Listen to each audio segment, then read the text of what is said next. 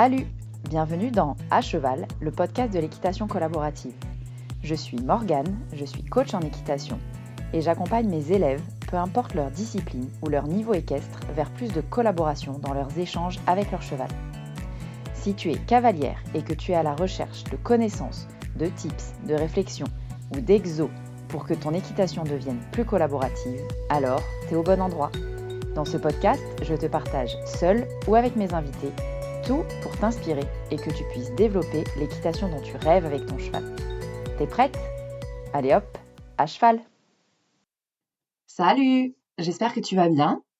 Aujourd'hui, on se retrouve pour que je te donne l'enseignement que je retiens de 2 ans d'accompagnement de propriétaires de chevaux. Quand je dis l'enseignement, c'est le seul enseignement que je retiendrai s'il fallait que je n'en choisisse qu'un. Je te fais cet épisode aujourd'hui parce que j'ai enchaîné plusieurs stages ces derniers temps.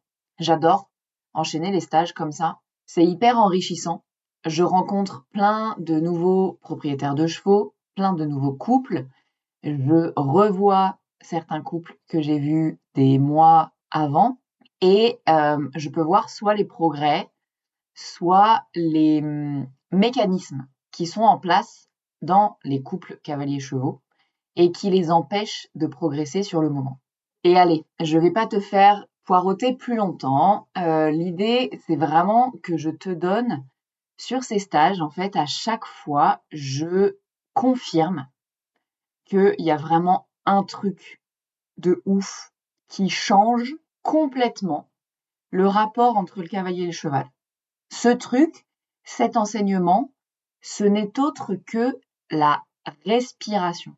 Ouais, c'est pas un truc qui semble fou ou un truc hyper compliqué à mettre en place.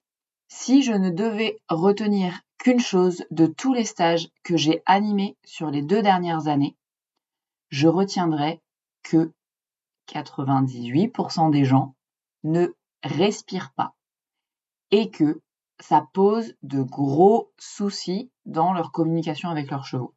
Les chevaux, si tu respires pas, clairement, on a chez la plupart des chevaux soit des signaux d'enfermement. Donc soit ils se coupent complètement de l'extérieur, tu as l'impression que tu parles à un mur, qu'ils réagissent pas, ce genre de choses. Soit on a justement des chevaux qui se stressent, qui deviennent un peu agacés. On a le bout du nez pincé, l'œil un peu blanc parfois, des chevaux qui sont un peu tendus, un peu crispés, un peu stressés. Et très souvent, il suffit d'inspirer et de souffler pour que les chevaux soit s'apaisent, soit s'ouvrent. Alors, bien sûr, il suffit d'inspirer et de souffler en mettant quelques outils, en leur faisant faire des choses pour les aider à se concentrer sur nous. Mais cette respiration, très souvent, elle métamorphose les couples chevaux-cavaliers. C'est d'ailleurs un des retours que j'ai le plus sur les fins de journée de stage, parce que moi, dans tous mes stages, on se retrouve tous ensemble à la fin de la journée pour débriefer. Même si c'est des stages où j'ai enchaîné les cours individuels, c'est hyper important pour moi d'avoir un moment de fermeture et un moment de débrief de tout ce qu'on a vu dans la journée et de tout ce que les cavaliers ont ressenti dans la journée. Et en fait, hyper souvent, les retours sont sur « je pensais pas que respirer puisse changer à tel point mon cheval ».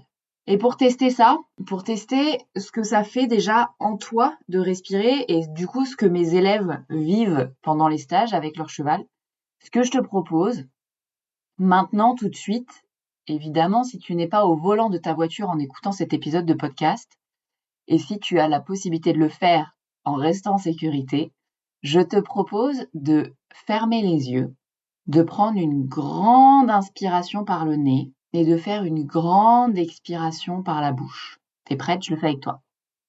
1, 2, 3.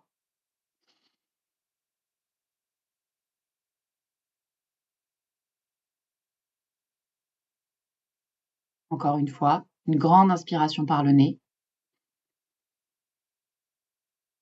Une grande expiration par la bouche. Et une troisième fois, une grande inspiration par le nez. Une grande expiration par la bouche. Et maintenant, est-ce que tu peux me dire ou noter rien qu'en toi comment tu te sens après avoir pris ces 3 grandes inspirations? Souvent, les réponses qui viennent à ce moment-là, c'est apaisé, calme, tranquille ou plus tranquille. Et c'est très clairement ce que nos chevaux ressentent quand on est à côté d'eux et qu'on les travaille. C'est ça qui est super intéressant avec la respiration. C'est que, pour moi, elle fait partie intégrante des cours et presque de la technique équestre.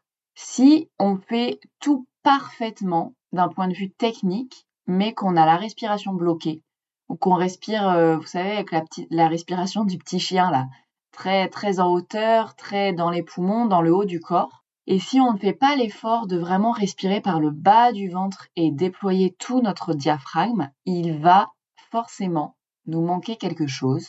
Il va nous manquer de la décontraction chez notre cheval. Donc, cet épisode est un peu plus court que d'habitude, mais je tenais absolument à te partager aujourd'hui le fait que respirer pleinement à plein poumon en faisant descendre ton diaphragme, donc en gonflant ton ventre quand tu es à pied avec ton cheval, c'est pas possible à faire quand tu es à cheval en mouvement, enfin au-delà du pas, mais à pied ou à cheval, à l'arrêt ou au pas, cette respiration par le ventre, elle est faisable. Et elle est tellement bénéfique à la fois pour toi et à la fois pour ton cheval que je te conseille vivement d'essayer la prochaine fois que tu interagis avec ton cheval. Donc soit que tu le travailles à pied, soit que tu le travailles à cheval, ou la prochaine fois que tu vas le chercher au pré. Essaye de prendre le temps de prendre 3 grandes inspirations et faire 3 grandes expirations avant de demander quoi que ce soit à ton cheval. Je te propose de faire le test et de me dire sur les réseaux sociaux ce que tu en as retenu et ce que tu as vu changer chez ton cheval. Voilà pour aujourd'hui. On va clôturer ici cet épisode. C'était l'enseignement, si je devais n'en retenir qu'un de mes 2 ans d'accompagnement de couple chevaux-cavaliers. Si cet épisode t'a plu et que le cœur t'en dit, je te laisse laisser un commentaire et ou 5 étoiles sur la plateforme d'écoute que tu utilises. Tu peux aussi t'abonner pour être mis au courant des prochaines sorties d'épisodes. Et moi, je te laisse et je te dis à la semaine prochaine pour un nouvel épisode de À Cheval, le podcast de l'équitation collaborative. À plus!